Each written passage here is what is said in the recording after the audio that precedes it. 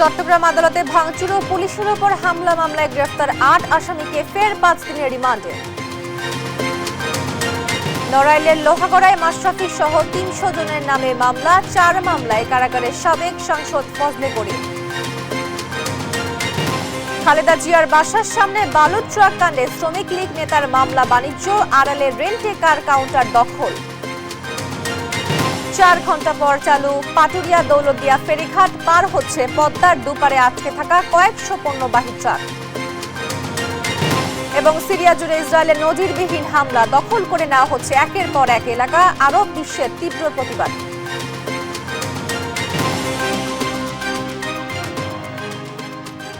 দেখছিলেন শিরোনাম সংবাদ দুপুরে, আপনাদের সঙ্গে আছি আমি তোয়া আফরোজ। এবার বিস্তারিত। চিন্ময় কৃষ্ণ দাসের জামিন নিয়ে পুলিশের সাথে সংঘর্ষের অভিযোগে দায়ের মামলায় গ্রেফতার হওয়া ৮ আসামিকে ফের রিমান্ডে নিয়েছে কোতোয়ালি থানা পুলিশ। সকালে কড়া নিরাপত্তার মধ্য দিয়ে পুলিশ সিএমএম আদালতে হাজির করে রিমান্ডের আবেদন জানালে আদালত ৫ দিনের রিমান্ড মঞ্জুর করে। এর আগে গেল ৪ ডিসেম্বর তাদের ৬ দিনের রিমান্ডে নেয় পুলিশ। গত ২৬ নভেম্বর চট্টগ্রাম আদালত ভবনে চিন্ময় দাসের জামিন নিয়ে পুলিশের সাথে চিন্ময় সমর্থকদের সংঘর্ষের ঘটনা ঘটে। এতে তার সমর্থকরা আইনজীবী সাইফুল ইসলাম আলিফকে কুপিয়ে নৃশংসভাবে হত্যা করা হয়। ওই ঘটনায় হত্যা মামলা সহ পুলিশের ওপর হামলা, ভাঙচুর করার অভিযোগে ৬টি মামলা হয়েছে। এর মধ্যে পুলিশ বাদী হয়ে মামলা করেছে ৩টি।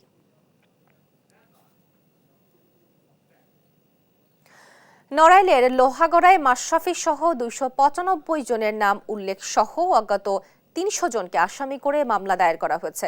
গেল সোমবার রাতে বৈষম্য বিরোধী ছাত্র আন্দোলন নড়াইল জেলা শাখার মুখ্য সংগঠক কাজী ইয়াজুর রহমান বাবু বাদী হয়ে লোহাগড়া থানায় মামলাটি করেন।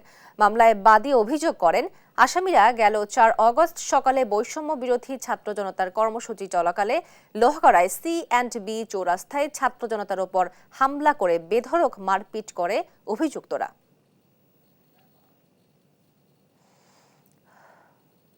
ভারতকে অভ্যন্তরীণ বিষয়ে নাক না গলাতে কঠোর বার্তা দিয়েছে বাংলাদেশ।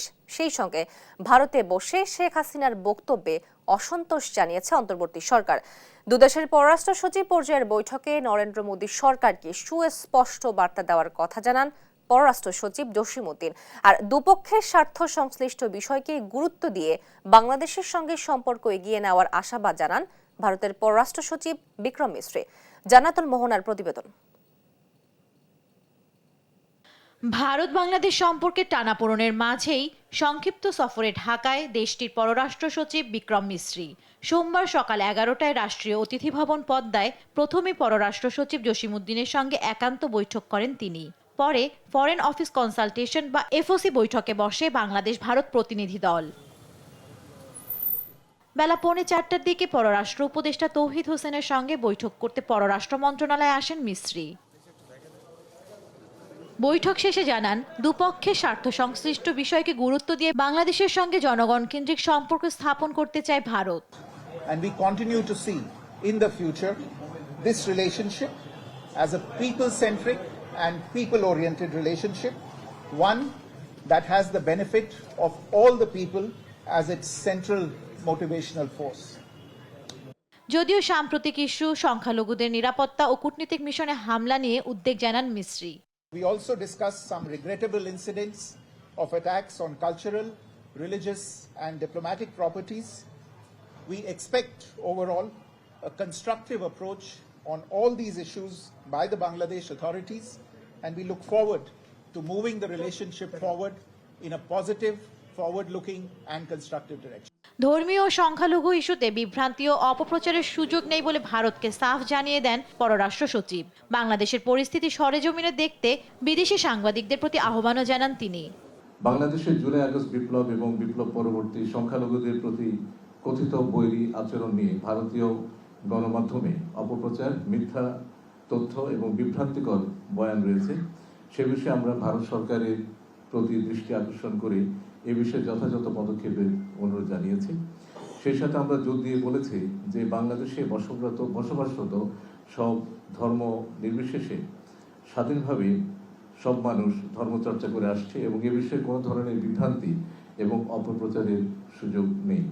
বৈঠকে বাংলাদেশের অভ্যন্তরীণ বিষয়ে নাক না গলাতে ভারতকে বার্তা দেওয়া হয়েছে বলেও জানান পররাষ্ট্র সচিব। ভারতের পররাষ্ট্র সচিবকেও স্মরণ করিয়ে দিয়েছি যে বাংলাদেশ অন্য দেশের অভ্যন্তরীণ বিষয়ে মন্তব্য করা থেকে বিরত থাকে এবং অন্যান্য দেশেরও একই ধরনের শ্রদ্ধাবোধ আমাদের প্রতি দেখানো উচিত। ভারতে বসে শেখ হাসিনার বক্তব্য পছন্দ করছে না অন্তর্বর্তী সরকার। এই বিষয়ে ভারত সরকারের দৃষ্টি আকর্ষণ করা হয়েছে বলে জানিয়েছেনও তিনি।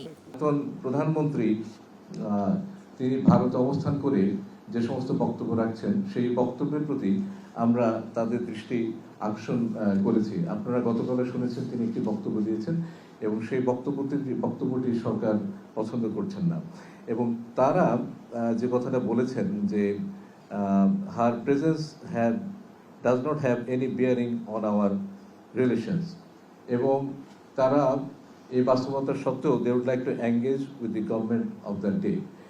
এছাড়া সীমান্ত হত্যা বন্ধ ও বন্যা ব্যবস্থাপনায় ভারতের প্রতি আহ্বান জানান পররাষ্ট্র সচিব। এই বৈঠকের পর ভারত বাংলাদেশ সম্পর্কের ঘাটতি নিরসনের পাশাপাশি নতুন দ্বার উন্মোচন হবে বলে আশা করছেন এই দুই কূটনীতিক। জান্নাতুল মোহনা, দেশ টিভি, ঢাকা।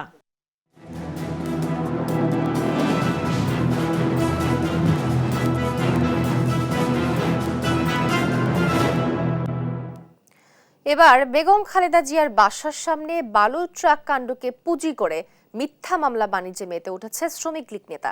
গেল 15 বছর পর মুখোশ পাল্টে দেলোয়ার হোসেন ওরফে গরু চোর দেলু এখন বিএনপি নেতা।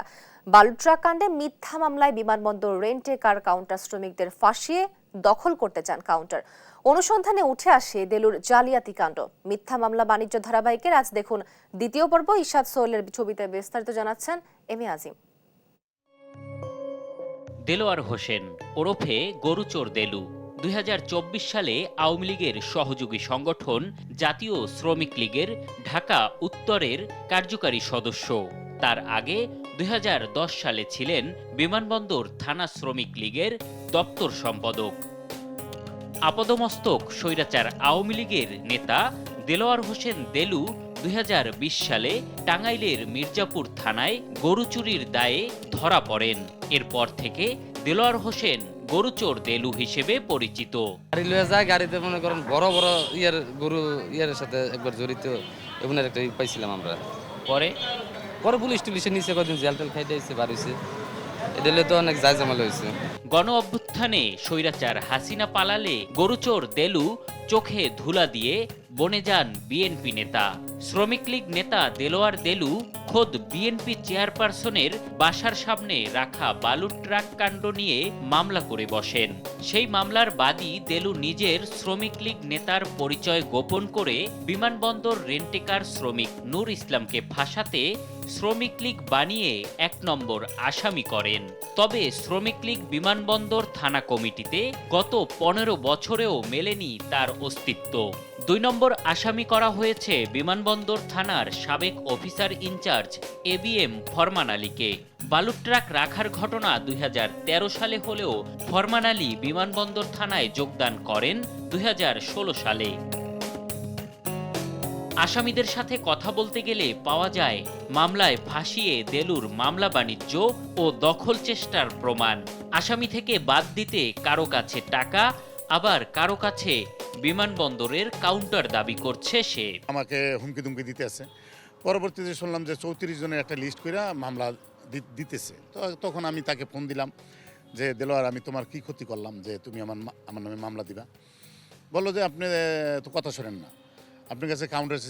আমি কাউন্টার তোমাকে তো বুঝাই দিলাম, বারবার বুঝাইলাম যে কাউন্টার আমার একা পক্ষে সম্ভব না। এই লিস্ট করছি, আপনাদের নামে একটা মামলা হবে। কিসের মামলা জানি না, যদি আপনারা টাকা দেন তাহলে নাম কেটে দেবো, নাম থাকবে না। তেমনিভাবে 200 লোকের একটা লিস্ট ছিল। 200 লোকের লিস্টের মধ্যে সবার কাছ থেকে টাকা পয়সা নিয়ে মনে করেন সবার নাম কেটে দিছে, কিন্তু 34 জনের লোক লাস্ট হয়ে গেছে। মোবাইল ফোনে একাধিকবার হুমকি সহ মোটা অঙ্কের টাকাও চাইছে দেলু। এই দেশের প্রধানমন্ত্রীকে নিয়ে আমি খেলতেছি নাকি না, ঠিক আছে। এই দেশের প্রধানমন্ত্রীর মামলার বাদী আমি মনে করছি, যেটা আমি পরশুদিন পুলিশ কমিশনারের সাথে দেখা করছি। কথা বুঝছেন? আমি আল্লাহ কাছে মঙ্গলবার ডক্টর ইউনূস স্যারের সাথে দেখা করব। আমি অনেক জায়গায় ইচ্ছা করলে দিন আপনাদেরকে টাকা নিয়ে কিন্তু আরেকজন টাকা খেয়ে লাইছি। কথা বুঝছেন আপনি? কিন্তু এই মামলার বাদে আমি যদি বলি মাহবুব ভাই নাই, তাহলে কিন্তু নাই ভাই, ব্যাপারটা বুঝছেন আপনি? বুঝছি ব্যাপারটা বুঝছি। এবার রাতারাতি বিএনপি নেতা বনে যাওয়া আওয়ামী লীগ নেতা দেলুর মুখোমুখি হতে চাই আমরা। তার দেয়া ঠিকানার অস্তিত্ব মেলেনি খিলক্ষেত জুড়ে। আমার মনে হলো নিকুঞ্জনি।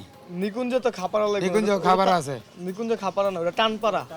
মুঠোফোনে যোগাযোগ করলে বিমানবন্দর থানার সামনে দেখা করার কথা বলে দেলোয়ার। আপনার সাথে কথা বলে তো আপনাকে ডিটেলস সব বলবো, সমস্যা নাই। না, আপনি থানায় যান, আমি থানায় আপনার সাথে দেখা করবো ভাই। তবে বিমানবন্দর থানার সামনে ঘন্টার পর ঘন্টা অপেক্ষার পর দেলু জানায় দেখা করবে না সে। ওই মামলাটার বিষয়ে আপনার সাথে কথা বলবো। না, আপনার সাথে আমার কোনো কথা নাই ভাই। আপনার সাথে তো দাদা আমার কোনো কথা নেই দাদা। আপনি আমার কত রেকর্ডিং করতেছেন সেটাও আমি জানি। আপনাকে তো দেখলাম আপনি শ্রমিক লীগের সাথে জড়িত ছিলেন। আসসালামু আলাইকুম ভাই। হ্যালো। বিষয়টি নিয়ে ঢাকা মেট্রোপলিটন পুলিশ বলছে, মামলা যেভাবেই হোক সঠিক তদন্তের মাধ্যমে সুবিচার নিশ্চিতে আদালতকে সহযোগিতা করবেন তারা। প্রত্যেকটা মামলায় আমরা খুব গুরুত্ব দিয়ে দেখছি এবং মামলা তদন্তের সময় আমরা এটা খুব গভীরভাবে পর্যালোচনা করি আসলে সংশ্লিষ্ট ব্যক্তির ওই ঘটনায় কোনো রকমের জড়িত থাকার প্রমাণ পাওয়া যায় কিনা। এই প্রমাণ পাওয়া সাপেক্ষে কিন্তু আমরা তাদের বিরুদ্ধে ব্যবস্থা নিচ্ছি। পিসিপিআর বলছে, ঢাকা, টাঙ্গাইল, চাঁদপুর সহ একাধিক থানায় চুরি, ডাকাতি সহ বিভিন্ন মামলায় একাধিকবার গ্রেপ্তার হয়েছে দেলোয়ার হোসেন ওরফে দেলু। এম এ আজিম, দেশ টিভি, ঢাকা। 4 ঘন্টা পর পাটুরিয়া দৌলতদিয়া এবং আরিচা কাজিরহাট নৌ রুটে ফেরি চলাচল শুরু হয়েছে। মঙ্গলবার ভোর 5টা থেকে কুয়াশার ঘনত্ব বেড়ে গেলে এই দুই রুটে ফেরি চলাচল বন্ধ করে বিআইডব্লিউটিসি কর্তৃপক্ষ। বন্ধ থাকার কারণে ঘাট এলাকায় পারাপারের অপেক্ষায় থাকা যানবাহন চালক, শ্রমিকরা চরম ভোগান্তিতে পড়ে। বিআইডব্লিউটিসির ব্যবস্থাপক আবু আবদুল্লাহ জানায়, কুয়াশার তীব্রতা কমে যাওয়ায় সকাল 9:30টার দিকে ফেরি চলাচল স্বাভাবিক হয়েছে।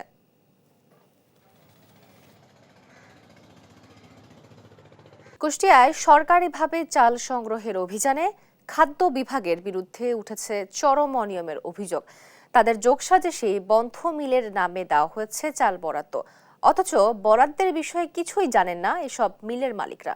ফলে এযাবৎ পর্যন্ত বন্ধ ও অস্তিত্বহীন মিলের নামে বরাদ্দের চাল সরকারি গুদামে কে দিয়েছে তা নিয়েও উঠেছে প্রশ্ন। ইরফান রানার ক্যামেরায় কুষ্টিয়া থেকে নাহিদ হাসান তিতাসের রিপোর্ট। লোকসানের বোঝা মাথায় নিয়ে 2020 সালের দিকে বন্ধ হয়ে যায় কুষ্টিয়ার মিরপুর উপজেলার বিআর রাইস মিল। অথচ এই মিলের নামে প্রতি বছরই চাল বরাদ্দ দিয়েছে খাদ্য বিভাগ। এবছরও বরাদ্দের তালিকায় নাম রয়েছে এ মিলের। একই উপজেলার শেখ রাইস মিল ও বাসনা রাইস মিলও বন্ধ হয়ে গেছে 5 বছর আগে। তারপরেও এসব মিলের নামে প্রতি বছরই দেওয়া হয়েছে বরাদ্দ। বরাদ্দের তালিকায় এসব মিলের নাম আছে এবছরেও। এভাবেই দীর্ঘদিন ধরে কুষ্টিয়ার খাদ্য বিভাগের কর্মকর্তাদের যোগসাজশে অস্তিত্বহীন ও বন্ধ মিলের নামে দেওয়া হয়েছে চাল বরাদ্দ। যদিও বরাদ্দর বিষয়ে কিছুই জানেন না এসব মিলের মালিকেরা। তারা বলছেন, সিন্ডিকেটের মাধ্যমে খাদ্য বিভাগের কিছু অসাধু কর্মকর্তারা বছরের পর বছর করে যাচ্ছেন এমন অনিয়ম। বরাদ্দ আসছে কত আমি ঠিক বলতে পারবো না। তাই ওর নাম হলো হাবিব। ওই দিত কত বরাদ্দ আসছে না আসে জানি না। অটো মিলে চাউল খাই সবাই, এই জন্য বন্ধ হয়ে গেছে। এই মিলের না বরাদ্দ হয় আমরা জানি না। এটা ওই রাজনৈতিক নেতারা খাচ্ছে। এটা রাজনৈতিক নেতারা, আমাদের কাছে কোনো সই সাক্ষ্য লাগে না, চেকেও সই লাগে না এবং অ্যাকাউন্টেও সই লাগে না। শুধুমাত্র মাঝে মধ্যে আসে আমাদের কাছে, এসে বলে যে ভাই এই যে একটা বিদ্যুৎ বিল দেন, বিলের কপি দেন, এই বিলে নিয়ে যায় আর কি। সরকারিভাবে চাল সংগ্রহের এমন অনিয়মের ঘটনায় ক্ষুব্ধ জেলার অন্যান্য মিল মালিকরাও। অস্তিত্বহীন ও বন্ধ মিল কিভাবে বরাদ্দ পেল তা খতিয়ে দেখার তাগিদ তাদের। যে মিলগুলো বন্ধ সেগুলো তো বরাদ্দ দেওয়ার কোনো যুক্তি নেই। আমি মনে করি এগুলো খাদ্য যে ডিসি ফুড আছে উনি তদারকি যদি করে দেখে যে কোন কোন মিলগুলো বন্ধ আছে, সেই বন্ধ মিলের কোনো বরাদ্দ দেওয়ার কোনো প্রয়োজন নেই। বন্ধ মেলের উপরে যদি তার কাগজপত্র বন্ধ থাকে তাহলে তার কিন্তু আর কোনো যুক্তি আসে না। তবে জেলা খাদ্য বিভাগের কর্মকর্তারা বলছেন, এবছর কোনো বন্ধ মিলের সাথে চুক্তি করেননি তারা। তারপরেও যদি বরাদ্দের তালিকায় বন্ধ মিলের নাম থাকে তবে যাচাই বাছাই করে সেসব মিলের নামে বরাদ্দ বাতিলের কথা বলছেন এই কর্মকর্তা। কোনো ধরনের বন্ধ মিলে আমরা চুক্তি করিনি। তারপরেও আবারও যে অভিযোগ উঠেছে তার প্রেক্ষিতে আমরা চুক্তিবদ্ধ মিলগুলো যেগুলো চুক্তিতে এসেছে তাদেরকে আবার কোনো যাচাই করছি, যদি সে ধরনের মিল কোনো চুক্তিতে এসে থাকে প্রমাণিত হয় তদন্তে, তাহলে সেগুলোতে আমরা কোনো বরাদ্দ দেব না। দীর্ঘদিন ধরে সরকারিভাবে চাল সংগ্রহের নামে খাদ্য বিভাগের এমন অনিয়ম ও দুর্নীতির সাথে জড়িতদের বিরুদ্ধে ব্যবস্থা নেওয়ার দাবি মিল মালিকদের। নাহিদ হাসান তিতাস, দেশ টিভি, কুষ্টিয়া। জয়পুরহাটের রাকিবুল ইসলাম রকি কাজ করতেন নারায়ণগঞ্জের একটি পোশাক কারখানায়। বৈষম্য বিরোধী আন্দোলনের সময়ে ছুটিতে এসেও ঘরে বসে থাকতে পারেননি তিনি। প্রতিবাদে নেমে পড়েন রাস্তায়। 4 আগস্ট জেলার 0 পয়েন্টে পুলিশের ছোড়া গুলিতে হারান ডান চোখে দৃষ্টিশক্তি। কর্ম হারিয়েও চিকিৎসার অভাবে বর্তমানে মানবতার জীবনযাপন করছে রকির পরিবার। রেজাল করিম রেজার প্রতিবেদন, জানাচ্ছেন লুৎফর কবির। জয়পুরহাট শহরের জানিয়ার বাগান এলাকার হোটেল শ্রমিক মোখলেসুর ও গৃহিণী রহিমা দম্পতির ছেলে রাকিবুল ইসলাম রকি জুলাই আগস্টের ছাত্র জনতার আন্দোলন চলাকালে পোশাক কারখানা থেকে ছুটি পেয়ে আসেন বাড়িতে। ছুটিতে এসেও গেল 4 আগস্ট ছাত্র জনতার মিছিলের শব্দ শুনতে পেয়ে ঘরে বসে থাকতে পারেননি রকি। 6 মাসের নববধূকে রেখে প্রতিবাদে সামিল হতে নেমে পড়েন রাজপথে। ওই দিনই শহরের রেলগেট এলাকায় ছাত্র জনতার আন্দোলনে পুলিশের ছোড়া 65টি ছড়ার গুলি রকির চোখ সহ শরীরের বিভিন্ন স্থানে এসে বেঁধে এতে সম্পূর্ণ হারিয়ে ফেলেন ডান চোখের দৃষ্টিশক্তি। ক্ষতিগ্রস্ত হয় বাম চোখ সহ শরীরের নানা অঙ্গ। 4 আগস্ট অনেক সময় দেখি রাস্তায় হইচই, পরে বাসা থেকে বের দেখি ছাত্র ভাইরা মিছিল করতেছে। ওদের সঙ্গে আমি মিছিলে যোগদান করে জয়পুরহাটে 0 পয়েন্টে এলগেটে যাই। পরে পুলিশ টিয়ার পরে আবার বুলেট আর ছিটাগুলি মারে। সেটাগুলো আমার গায়ে 65টা লাগে, পুরো শরীরে এমনকি ডান চোখেও লাগে আমার। এদিকে ছেলের চিকিৎসা নিয়ে সময় দিতে গিয়ে বাবাকে হারাতে হয়েছে হোটেলের শ্রমিকের কাজ। দরিদ্র পরিবারটি এখন পার করছে মানবেতর জীবন। সরকারের কাছে আমার একটাই আবেদন, আমার সন্তানের যদি সুচিকিৎসাটা করে সরকার। আর আমরা গরিব, আমার স্বামী হলো হোটেলে কাজ করতে, এখন কাজ কাম নাই, ছেলের সাথে দৌড়াদৌড়ি করতে কাজও চলে গেছে। এতদিনেও মেলেনি কোনো সরকারি সহায়তা। রকির উন্নত চিকিৎসার ব্যবস্থা এবং আর্থিক সহায়তার আবেদন করেন প্রতিবেশীরা। চোখটা বর্তমান দেখতে পায় না, অনেক সরকার থেকে যদি কোনো অনুদান পাইতো তাহলে খুব উপকার হতো আর কি। তার সুচিকিৎসার জন্য জয়পুরহাট জেলাবাসী এবং আমার প্রতিবেশী হিসাবে জেলা প্রশাসক সহ সংশ্লিষ্ট কর্তৃপক্ষের নিকট বিনীতভাবে আবেদন করছি।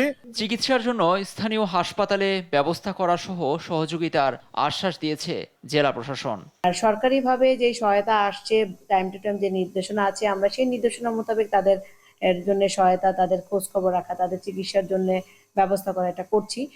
ছাত্র জনতার আন্দোলনে বুলেটের সামনে বুক পেতে দেশের জন্য আত্মত্যাগ করেছেন অনেকেই হারিয়েছেন চোখ, হাত পা সহ নানা অঙ্গ। দেশের মানুষের যৌক্তিক আন্দোলনে সামিল হয়ে অঙ্গ হারানো রকিরা চিকিৎসা ও কর্মসংস্থানের অভাবে পরিবার ও সমাজের কাছে বোঝা না হয়ে দাঁড়াক, এমনটাই প্রত্যাশা সবার। নিউজ ডেস্ক, দেশ টিভি। সাভারের হেমায়েতপুরে ফুটপাত দখল করে চলছে চাঁদাবাজি। এ বিষয়ে বিস্তারিত জানাতে সরাসরি যুক্ত হচ্ছেন সহকর্মী দেওয়ান ইমন। ইমন, প্রশাসন এখানে কেন নজরদারি দিচ্ছেন, আর এ বিষয়ে ভুক্তভোগীরাই বা কি বলছেন, বিস্তারিত জানাবেন। তো আমি এই মুহূর্তে রয়েছি সাভারের হেমায়েতপুর এলাকা। এই যে স্থানটি, এটি সড়ক ও জনপদের এই জায়গাটি একটা যে ঢাকার যে মহাসড়ক রয়েছে, সেই মহাসড়কে কিন্তু এটি লোকাল লেনের উপরে যে ফুটপাত বসিয়ে এখানে দেখতে পাচ্ছেন যে শত শত দোকান কিন্তু গড়ে তোলা হয়েছে। এবং বিগত সরকারের সময় এই দোকানগুলো থেকে প্রতিনিয়ত চাঁদা উঠিয়ে আসছিলেন যারা তৎকালীন আওয়ামী লীগের নেতাকর্মী ছিল তারা, এবং সরকারের ক্ষমতা যাওয়ার পর থেকে বর্তমানে যে অন্তর্বর্তীকালীন সরকার রয়েছে, এই সরকারের সময় একটি নির্দিষ্ট একটি গোষ্ঠী কিন্তু এখান থেকে প্রতিনিয়ত চাঁদা তুলছেন। এবং আপনি দেখতে পাচ্ছেন যে এই যে সড়কটি, এই সড়কের এখানেই শত শত দোকান এবং সড়কের উভয় পাশেই কিন্তু এরকম দোকান রয়েছে এবং এসব দোকান বসেই কিন্তু চাঁদাবাজি চলছে। তবে প্রশাসনের কিন্তু এরকম কোনো জোরালো ভূমিকা আমরা দেখিনি। আমরা প্রশাসনের সাথে কথা বলেছি, তারা বলছেন যে এটি উচ্ছেদে আগামীতে হয়তো উদ্যোগ নেবেন, কিন্তু এখন পর্যন্ত যেহেতু এটি একটি শিল্পাঞ্চল এলাকা, এখানে লক্ষ লক্ষ মানুষ কিন্তু সকালে, দুপুরে এবং রাত্রে তারা কিন্তু বাড়ি ফেরার সময় সময় এই সড়ক দিয়ে ভোগান্তিতে পড়েন। এছাড়াও সিঙ্গার থেকে গাবতলী যে সড়কটি রয়েছে সেই সড়কেরও কিন্তু প্রবেশদ্বার হচ্ছে এই হেমায়েতপুর এলাকা। সেখানেও যখন এই যে ফুটপাত গড়ে তোলার কারণে কিন্তু সেখানেও দুর্ভোগে পোহান এখানকার যারা যে সমস্ত পরিবহনগুলো রয়েছে সেগুলো দীর্ঘক্ষণ তাদেরকে যানজটে পড়ে থাকতে হয়। এই এখানকার যে চাঁদাবাজির বিষয় নিয়ে বিভিন্ন সময় কিন্তু বিভিন্ন খবরের শিরোনাম হয়েছে, বিভিন্ন ছবি দিয়ে বিভিন্ন ব্যক্তির সংবাদও হয়েছে, তারপরেও কিন্তু প্রশাসনের পক্ষ থেকে কোনো ব্যবস্থা নেওয়া হয়নি, যার ফলে কিন্তু প্রতিনিয়তই এই যে শিল্পাঞ্চলের যে সাধারণ মানুষ আছে যারা এই ফুটপাত ব্যবহার করেন তারা কিন্তু দুর্ভোগের শিকার হয়ে আসছেন। তোহা,